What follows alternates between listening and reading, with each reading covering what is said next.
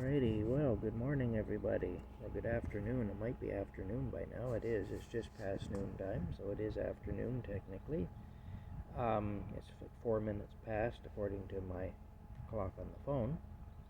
Yeah, Rocky's around here somewhere, but I'm not sure exactly where. Might be inside or outside. I don't know. He kind of changes his locations.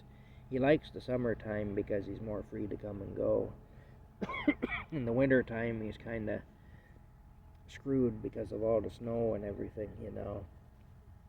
Doesn't really care for the snow. So he loves summer. This summer has been kind of weird though. A lot of rain, and it hasn't really been like a normal summer. But anyway, there's something that I was thinking about. Again, I'm listening to different people on YouTube and stuff, and one video I saw did bring something to mind. A man told a story about starting out in his career and things that he did and so on. And he mentioned cold calling, which was part of his thing there. He's, starting out in sales or whatever. And how he cold call 100 people per day. And he said his father gave him some advice. His father said never put the telephone receiver down, because you just hold on to the receiver. Never put it down unless you're going to use the toilet or taking a break or whatever, but otherwise never take that receiver out of your hand. And that is good advice, and I can tell you it applies to a lot of things. I know when I'm working doing some sort of a job, if I'm at a place where I'm working, I get tired. There's times I get quite tired.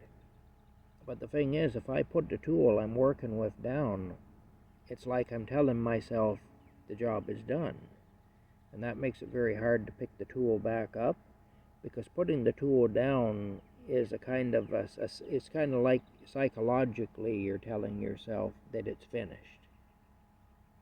But if it isn't finished, now you've told yourself it's finished, but it isn't finished, and you're already tired, and it's very difficult to pick the tool back up and to start again on something that in your mind is finished.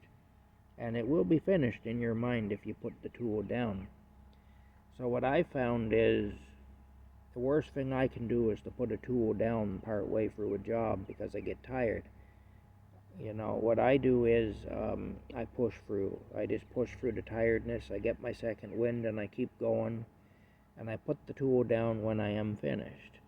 And the thing is, every pass of that tool, whatever it is, every time I do whatever I'm doing with that tool, depending on what the tool is, I'm one more step closer to being done. So if it's going to take, say, 500 strokes of the rake to get all the leaves off the grass, well, if I put the tool down after 200 strokes, I'm not even halfway done yet, but I've told myself I'm done, But if I just hang on to that tool, maybe stop, pause for a few minutes, but don't take the tool out of my hand. Never let that tool lay down on the ground until the work is done. That tool don't get to lay down, and neither do you. Just hold the tool in my hand, and then go back at it again. And what I find is I'll push through the tired, and I'll get my second wind, and before I know it, I've completed the job. And then I can put the tool down. I can lay down beside it if I want to. At that point, it doesn't matter, because I've completed the task. But, if you put that tool down partway through the job, you're going to have to fight yourself to pick it back up. And that's an awful thing, to have to fight yourself to do something.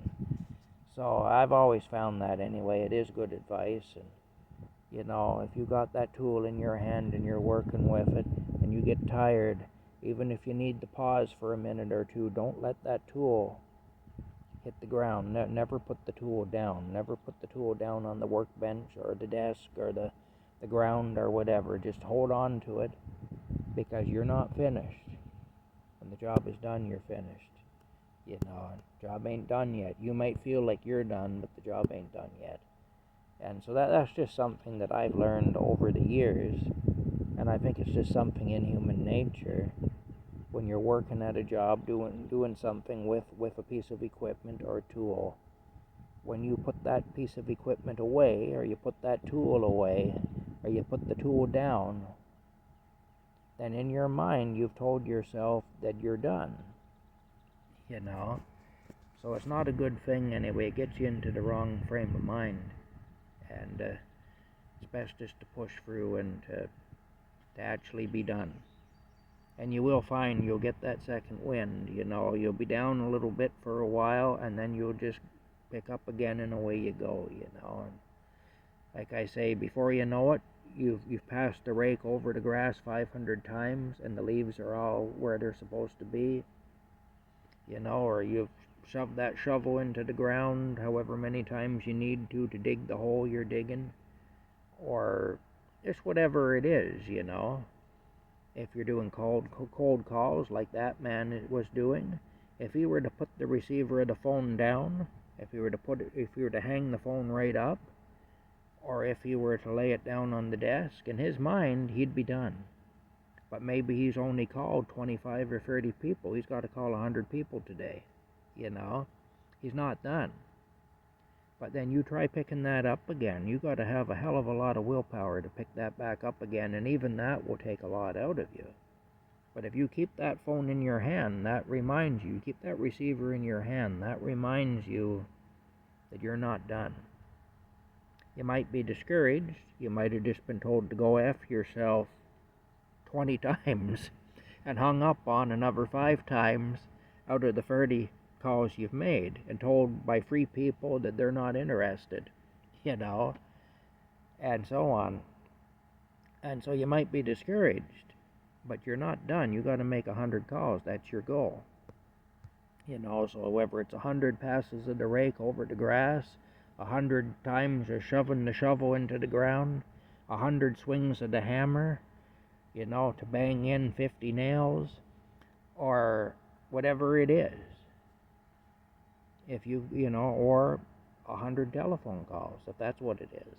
Like in that man's case, it was 100 telephone calls he needed to make every day to build his business. Basically, if he had put the phone down, he'd be telling himself he was done. Obviously, he wasn't done. He was tired. He was discouraged, but he wasn't done. And see, he kept calling, and he'd get a second wind, and again, you got to be prepared to take a lot of rejection if you're doing something like that, just calling people out of the blue, bothering them with something that they may very well not be interested in. People get hostile. Personally, I don't get hostile about that. If I get back when I had a landline, and now I have a cell phone, I just don't answer a number if I don't recognize it.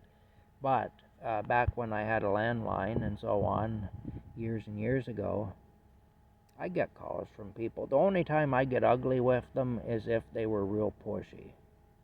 If I told them no and they wouldn't take no for an answer, then sometimes I would just hang up on them or whatever. If they wanted to keep talking over me or talking despite the fact, keep me on the line despite the fact I'd told them no, then there were times I'd hang up on them and so on like that.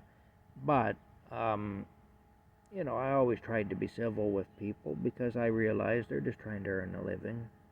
And I know it takes a lot of courage to do that. You got to have a lot of nerve to do what those people do.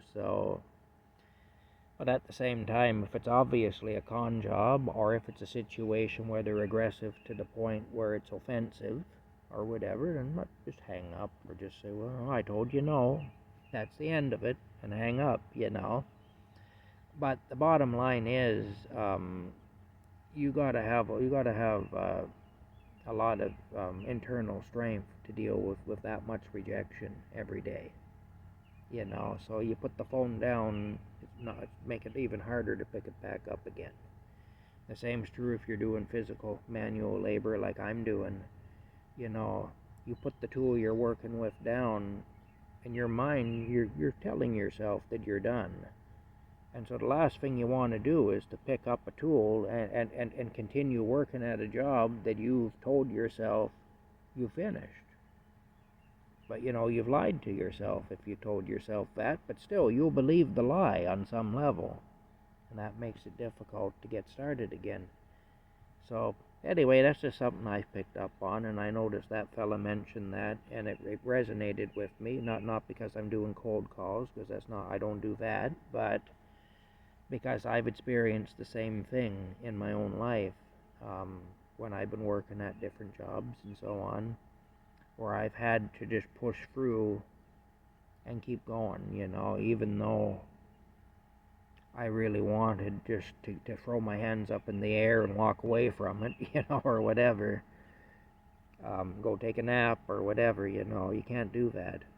You gotta just push through and keep going, that's all. And that's true of so many things in life, because the world would discourage you. The world has a way of discouraging, especially if you're trying to do something. I don't know why it is, but we're living in a world and we're living under a system that hates it when people try to do stuff. And they really hate it if you end up succeeding, and they'll resent you too, because they don't see the work that you did and they'll think it came easy. But the bottom line is, it's like you're dealing with a world that in many ways wants you to fail and will set you up to fail. So you're going to have an uphill battle if you're trying to do anything. And so, it's tough. You get discouraged, but you got to push through. You got to keep moving. You got to keep going. You can't just lay down. Well, you can, but you'll get nowhere doing that. That's what the world wants you to do,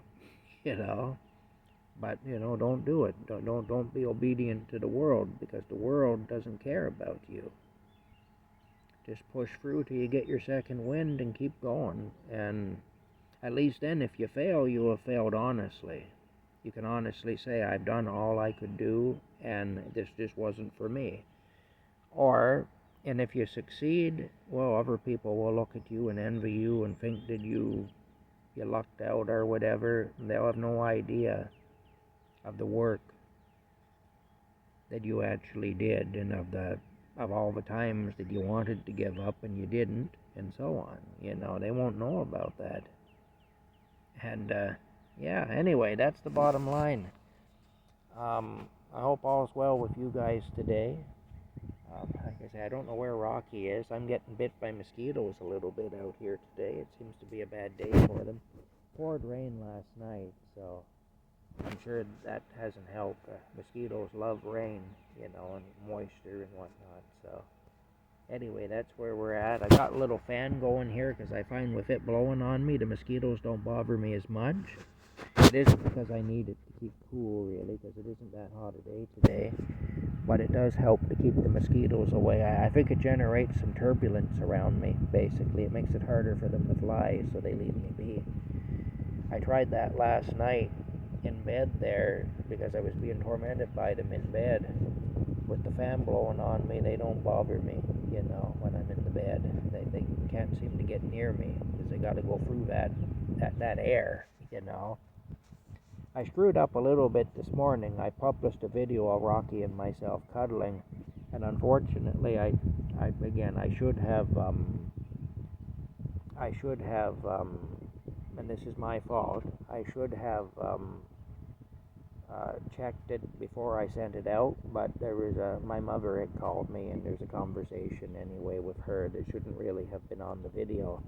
So I've deleted that video, and I did what I originally intended to do with it, but had forgotten that I intended to do, which is I put music on it.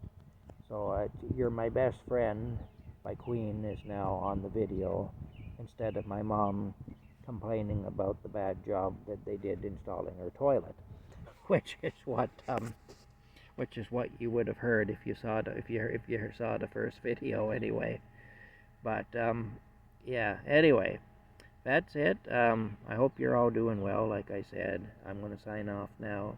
And again, that was my screw up. I should have